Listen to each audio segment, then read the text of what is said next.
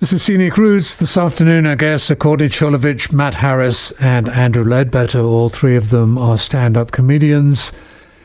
They will be producing, hosting, and performing in a show called the Scenic City Super Show, which will include stand-up comedy as well as sketch comedy, and also music from a band called Croctopus in Barking Legs Theatre on Dodge Avenue on Saturday night. Starts at 7:30. Details on the show are on the Scenic City Super Show Eventbrite page. On the show, they talk about the show upcoming, the work they do. Essentially, they talk. My name's Andrew Ledbetter. I am a Chattanooga comedian, and I'm here with my buddy Matt and Courtney.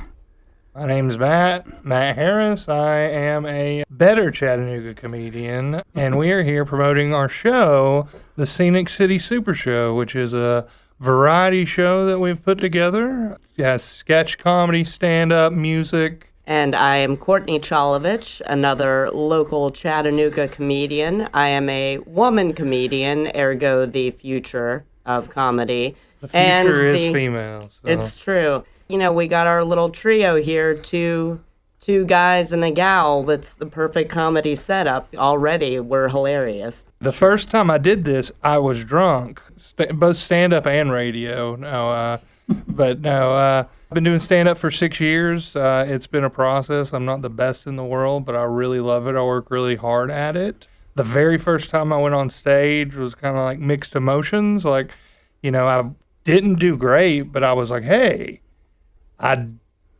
didn't do terrible. So it's like that was just enough to kind of keep me going. It was probably the same for you, right, Andrew? Yeah, I mean, I think for most people, you're just so excited that you had the courage to, get up there and do it, because a lot of people that want to do stand-up, never do. But everyone who does stand-up is, for the most part, has always been a lifelong dream. Yeah, even people that quit, I don't think are ever like, oh, I wish I had never done that. Right.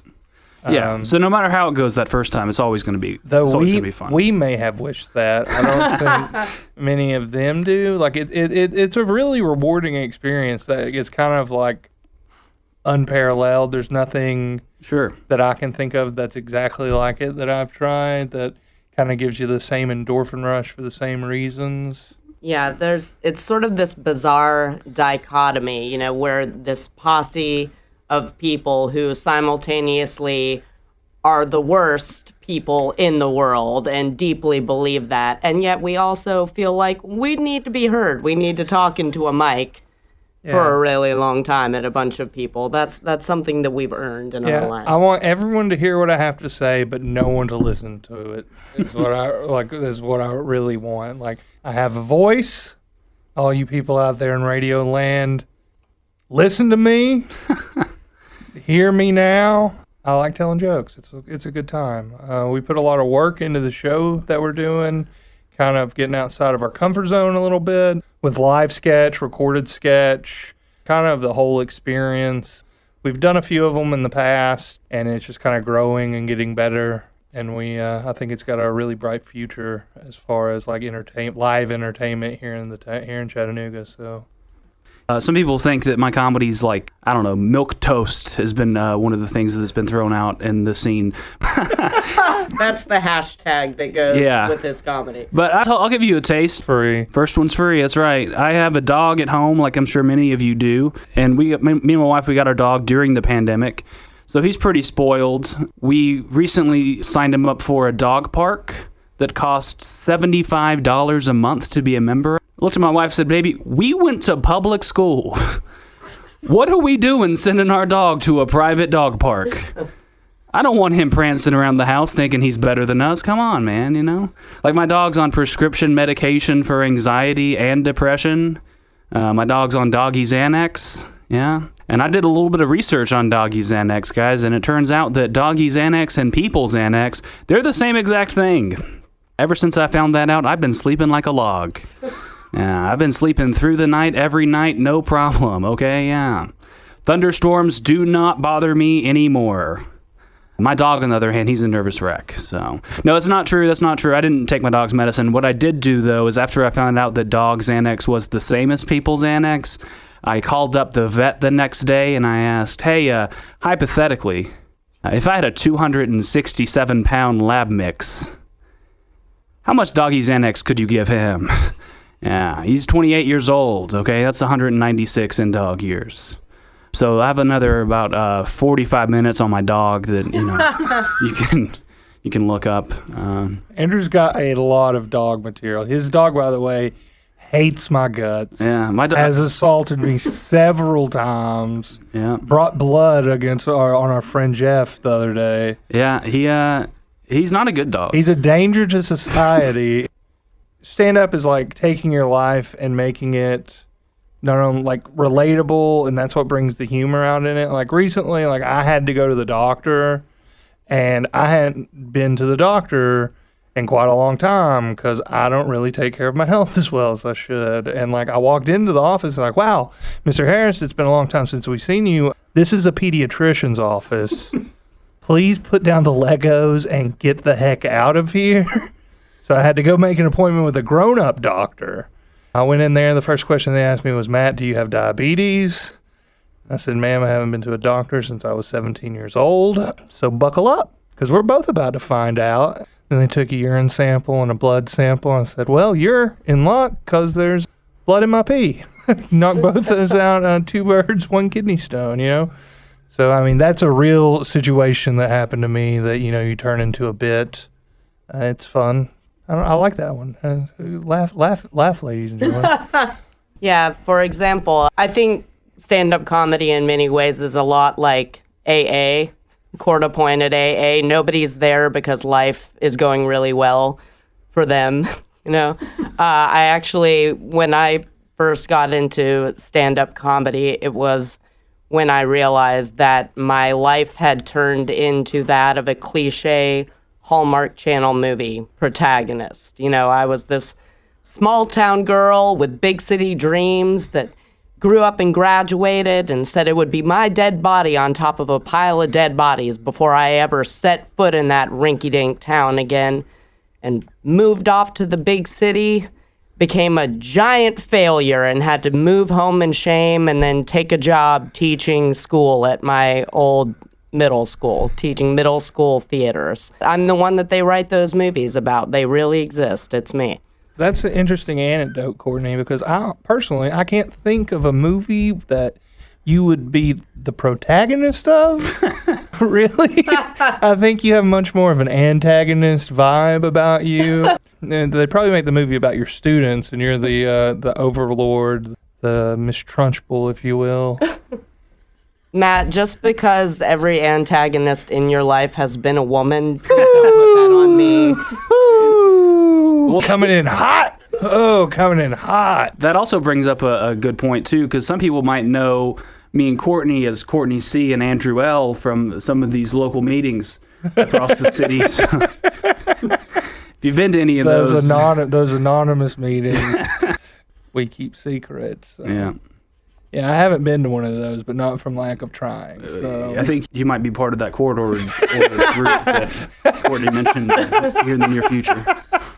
Yeah, as an alcoholic, you're not allowed to call someone else an alcoholic, but it's definitely Matt. He's the next one that we're inducting. This is not true. I've literally drank. Matt's about to swear up and down on this radio show. Yeah, for real. My grandma is listening to this. No, Nana, I am not an alcoholic. Matt's been doing good until the last month or so. What is that supposed to mean? We went to New York for a comedy trip, and I drank a couple of knots on the trip. It was fun. This isn't a meeting, you guys. Yeah, this is an intervention. Yeah, that's actually... Thank you, Rich, so much for bringing us together. We're going to have callers call in. Matt, your aunt's going to call in. Yeah, we have Rebecca on the line. Rebecca, can you tell us how Matt's drinking has affected you? Yeah. It's good, though. It's good. It's a good time. Matt's doing good. No.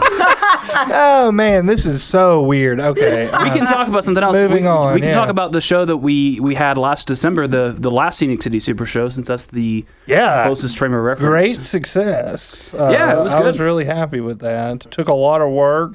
Live show at Barking Legs Theater, live music, both live and recorded sketches. I won't say it went off without a hitch, but there were only a couple of hitches. Yeah, we'll and say. I think everyone had a good time. How many tickets we sold to that one? About 60? 6,500, I think it was. 6,500. Yeah, I think. No, I think Yeah, it was. we were turning them away. No, it was not quite. But yeah, I think it was about 60. Yeah. High 50s. Yeah, so that one we had a stand-up show afterwards. This time we have stand-up during the show. Not us, actually, thankfully, to some of you, but we have Lauren Riley, who's a local comic, Donnie Marsh, who's a really good local comic, and then Nick Murphy is coming in from Atlanta. Nick Murphy's one of the best comics in Atlanta. He's really, really funny. And then we're doing the sketch, and Croctopus is doing some music. And then after that, Courtney, you can talk about this, but Ambush Improv is doing a show at Barking Legs after us.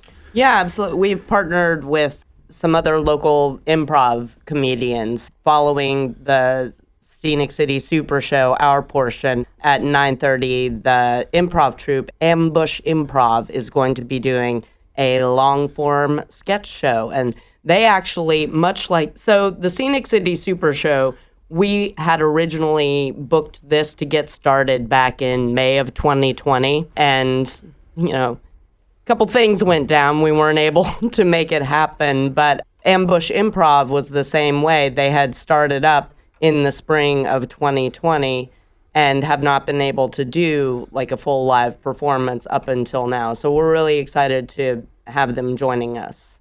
Yeah. And there's a ticket deal for that too. So if you buy a ticket to both shows, you get a $5 discount. So yeah, and those are on eventbrite.com. If you search up Scenic City Super Show, I'll let you type that in. Give me a little time for that now. Because we all know you're doing this while you're driving. It's fine. Just wait till you get to the red light. Make sure there are no cops around. It's fine. Do the double check. It's true. Search up Scenic City Super Show, and there is an Eventbrite link, so you can get tickets for the Scenic City Super Show and or the improv show afterwards, or do the twofer. Get 2 shows for a discounted price. And get all that right there. Yeah. How's that for a pitch? It's great. Right into the mitt? I give it 4 thumbs up. I don't think the audience can see. I do have 4 hands, so I have 4 thumbs up right now. That was a good pitch, Courtney. Congratulations on a successful pitch. Yes, a woman did a sport correctly. Thank you. Wait. Do you think this is a sport? This is not a sport. Pitching is a sport, Matt. Pitching is a part of a sport. Not quite the same thing. We can also kind of talk about how it got started, the Scenic City Super Show, because originally this was something that just Matt was doing by himself, and he realized that he didn't have the... not completely by myself, but it is a lot of moving parts. After hiatus, I did want to bring it back with, some more talent and some people with, some connections and ambitions that I may not have had to kind of put aces in their places kind of thing. Because, to put on a show like this, it's not easy. I'm not comparing it to SNL, but SNL has like a team of writers, a team of actors, production people, costume people, all these people. And it's just the 3 of us with some help from our friends when we get it. It's a lot, but I'm really glad that we've started doing it again together because it's quite the experience putting together something like this. It's so different from stand-up in so many ways because stand-up gets very rhythmic. Like, you're going up every day as much as you can, telling the same jokes, polishing, adding tags, and you get in the zone. You hear people like Jerry Seinfeld or them talk about like that zone that you want to be in where you've been going up every day for months. And it's like this is much more of a change of pace and a change of gears in that it requires so much preparation on the front end, and then there's only one big boom. Like there's only one show, and then it's on to another. And it's like see it live or you'll never see it, which is its own sort of thing, which is I think is cool personally. I don't Yeah. know if you guys have anything to say about that. The first time me and Matt wrote a sketch together was at the Comedy Catch. Oh yeah, I was in that show too. Yeah, that was a good time. And so, we work a lot with the Comedy Catch. I mean, it's just interesting, and like Matt said, it's a lot different than what we usually do. And, it's a different muscle you got to work out creatively. But yeah, me and Matt and Courtney have been, working on these sketches. And like I mentioned, Donnie Marsh has been contributing to some on the sketch writing side too, and he's hilarious, and he does a lot of musical comedy that he's going to be performing at the show. It's kind of a mix between improv and stand-up because it's prepared material, but it's also acted out. Yeah, and things can go wrong, and we've got to adapt on the fly, which, as this radio spot can be a testament to, we're not that good at. So. I don't want to give away too much of it. We can talk about some of the stuff we did last time. Last time we had a sketch that was basically the census comes a-calling at your door, and the person who's getting their door knocked on is somebody who doesn't particularly like the government very much. How that can play out. Sometimes a certain type of person... Privacy-focused. Yeah, privacy-focused folks. They don't even notice some of the information that they're naming off and that they're giving you. Part of it was like saying, you're going to come to my house and ask me all these questions. I got a wife and 2 boys to protect in there. You think you're better than me because I work for the city? And I only had some college? My highest level of education is some college that... I make between $35,000 and $45,000 a year, and he basically is answering all of the census's questions without actually realizing it. On Scenic Roots, this is Talking Writing. Our guests are Courtenay Cholovich, Andrew Ledbetter, and Matt Harris, 3 stand-up comedians from Chattanooga who are also producing and writing the Scenic City Super Show, which will be in Bunking Legs on Saturday night, starting at 7:30. The show will feature stand-up comedy from our guests, as well as sketches featuring our guests and their guests, including Donnie Marsh and Lauren Riley. We did a wedding sketch that was actually inspired from my real life wedding, where we played this thing called the shoe game, where the DJ asks the bride and groom questions, and they raise their shoe as a who is more likely to do a certain thing. So if it's the bride, you raise the bride's shoe. If it's the groom, you raise the groom's shoe, and then eventually the DJ started asking normal questions. Then eventually it kind of devolved into kind of the absurd and fantastical. Yeah, there might be certain questions that you don't want your whole family and friends right. to hear your now wife answer truthfully in front of a crowded room. A lot of it comes from me and Matt going on the road together and riffing and just having a good time talking about things that are going on in life. I mean, I can tell you one of the sketches that we're doing this time around is called The Dishes Fairy, which is kind of a running gag between me and my wife, where she'll go to bed and be like, hey, I hope the dishes fairy comes tonight. And that's her hint to me to, hey, maybe do the dishes while I'm asleep, because we have different sleep schedules. But it's the idea of the sketch is, what if there was a dishes fairy? It's stupid and absurd, but Matt's going to play the dishes fairy, and he's going to wear fairy wings and a tiara. Classic Don't give comedy. it away. Don't give it away. Classic It's comedy. no one's saying... Bring your singles, ladies and Yeah, gentlemen. no one's accusing us of being highbrow here, but it is going to be a funny visual if you know or have seen Matt Harris. So, we talk a lot about that kind of stuff in the car. Matt and I go on the road, a few times a month together, and out and backs, as I call them, like Atlanta, Nashville, Huntsville, Knoxville, and there's a lot of downtime. So we just kind of riff and talk about the things that we like to talk about, or, the things that are going on in our lives. A lot of this, we talk in the world. Or in the world, general. sure, yeah. I mean, we listen to a lot of audiobooks, and so we talk about Stephen King a lot. About how Stephen King, you can this is not something that we're doing in the show, but we want to, but about how Stephen King, you can kind of tell what he's going through when he's writing his books, because he's being very defensive of his characters. Where it's like in Pet Sematary, where he has several male characters. It's I saw a prostitute once. And there's nothing wrong with that. There's nothing wrong with that. That's a normal thing that everybody does, that any coming of age man does. Say, okay, Steven, let's maybe quit being so defensive about this. Yeah, and my wife can never find out about it. So we talk a lot about that kind of stuff, and just material. And some of the times we come up with ideas or about jokes that don't really work as a stand-up bit, but they might work as a sketch bit. So some of the stuff is actually from failed stand-up bits because we try to tell a story on stage that doesn't really work, but maybe it would work in a sketch format. So we also like to watch sketch comedy. I mean, we're just big fans of sketch. We watch obviously Saturday Night Live, but I think I speak for all of us when we say that I Think You Should Leave is our current favorite sketch show. I mean, obviously there's been awesome ones like Chappelle Show, but I Think You Should Leave is really funny. I've always been a big fan of sketch. It's always something that I've really wanted to do. Even back in like high school, be writing like silly things to do with my friends. Yeah. So it's not just about me telling you a story or me saying this is how it, like, what wouldn't this be funny? Because that's what you never want to hear in stand-up. It's like, wouldn't it be funny if I was on a plane and I think the starkest difference is like stand-up is a monologue, and oftentimes the best sketch is a dialogue that's happening between characters.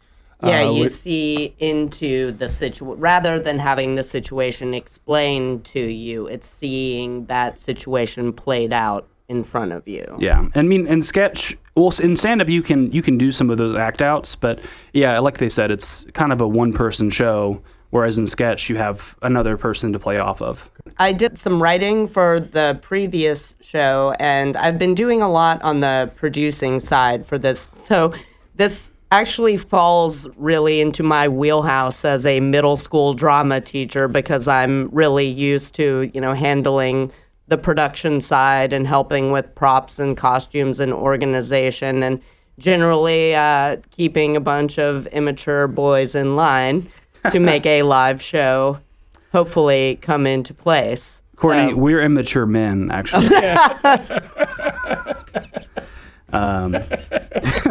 No, Courtney's been killing it, though. She also acts in almost all of these sketches, too, and definitely helps with the writing. And she's, some of these sketches she writes totally by herself, too. So Courtney's going to be playing a regional politician that we're both excited about.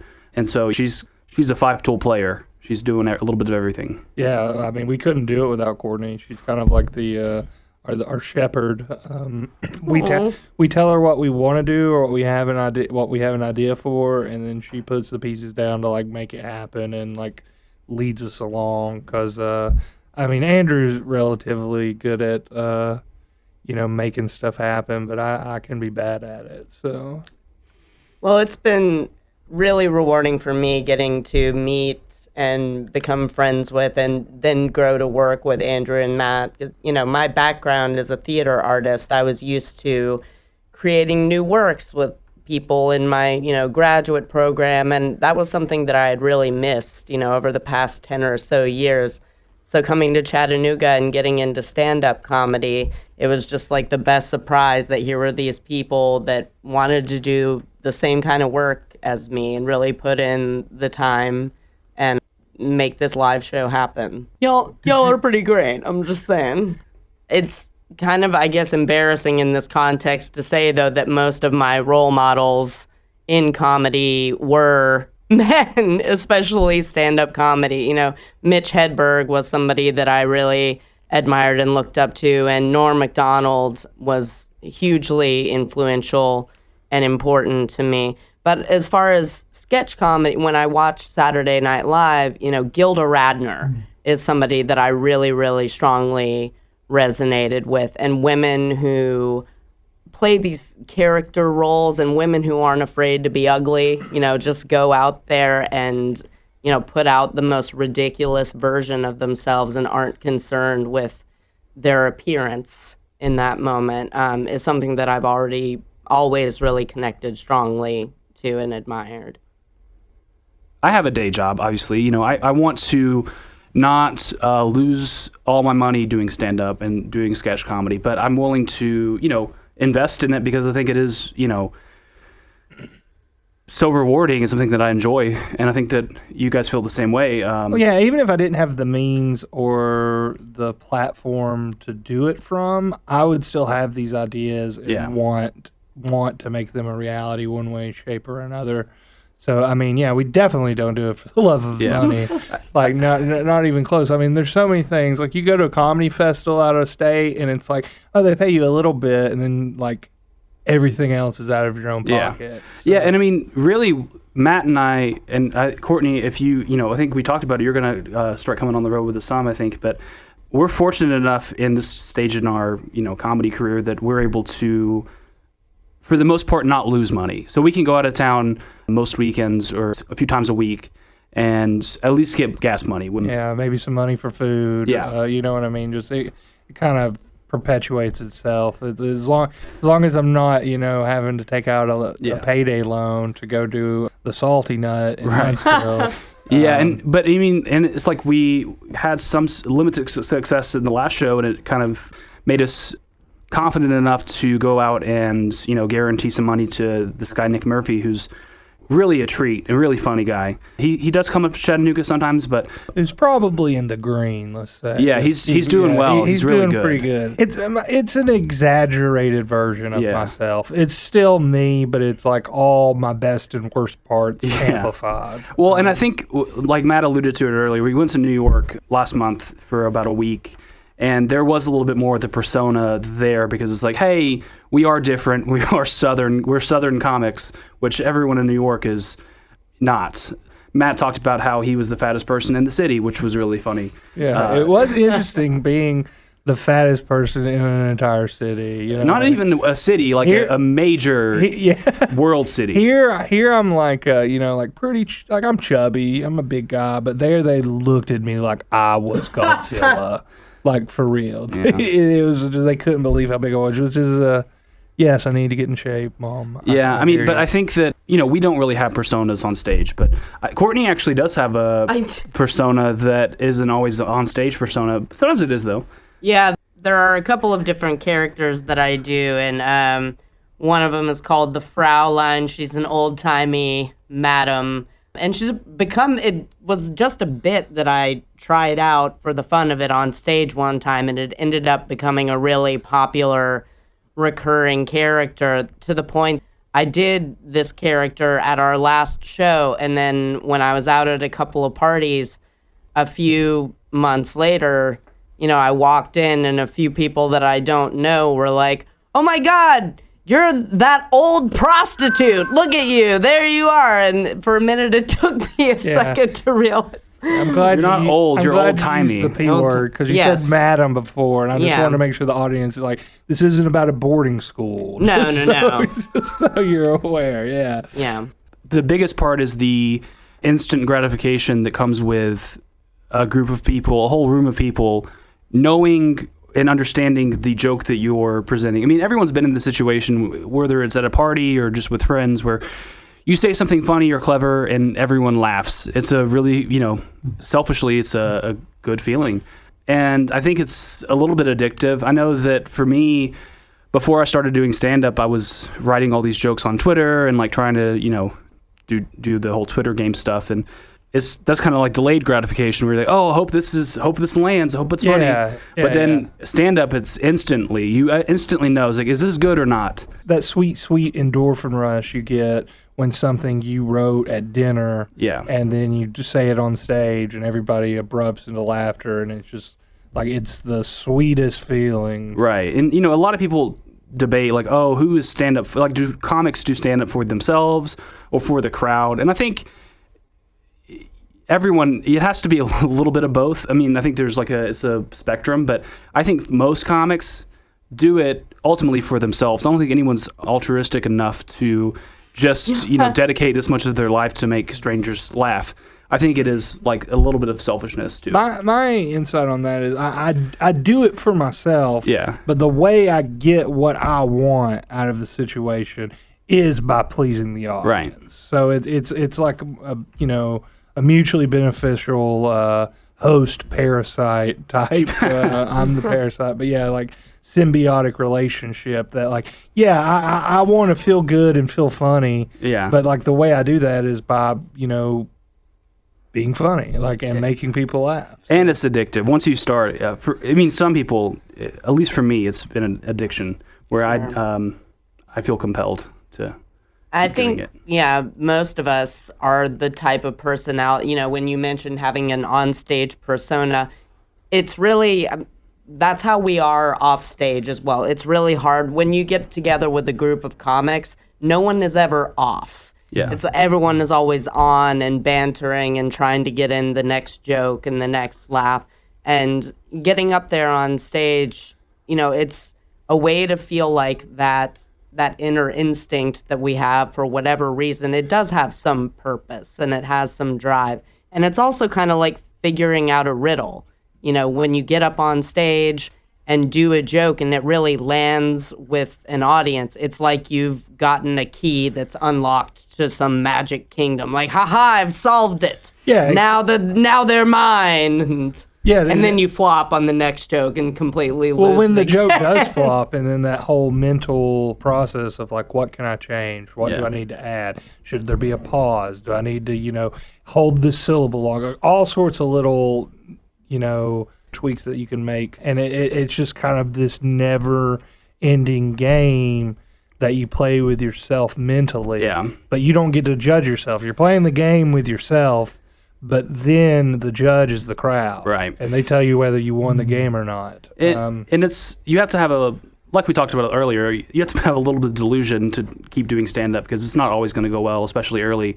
But there also is kind of this Goldilocks zone where I have some friends that always think, oh, am I not good? Am I not funny? Should I just quit? And then I have some friends, and they are funny and they are good and they shouldn't quit.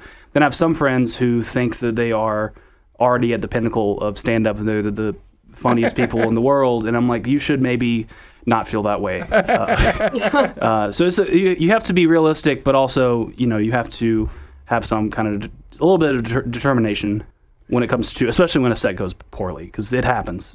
Our guests this afternoon, Courtenay Cholovich, Andrew Ledbetter, and Matt Harris, are performing, producing, and writing the Scenic City Super Show, which will be in Barking Legs Theatre on Saturday night. A mix of stand-up and sketch comedy with music from Croctopus. Details are on the Scenic City Super Show Eventbrite page. This is Talking Writing on listener-supported public radio WUTC in Chattanooga.